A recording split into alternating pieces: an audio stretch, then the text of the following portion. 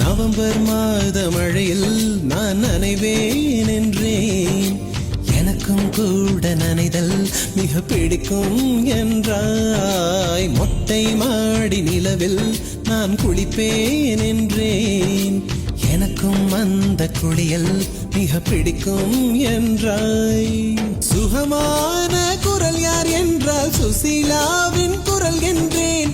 எனக்கும் அந்த குரலில் ஏதோ மயக்கம் என நீ சொன்னாய். கண்கள் மூடிய புத்தர் சிலை என் கனவில் வருவது பிடிக்கும் என்றேன். தயக்கம் என்பதே சிறிதுமின்றி அது எனக்கும் எனக்கும் தான் பிடிக்கும் என்றாய். அடி உனக்கும் உனக்கும் எல்லாம் பிடிக்க என்னை ஏன் பிடிக்காதென்றாய்.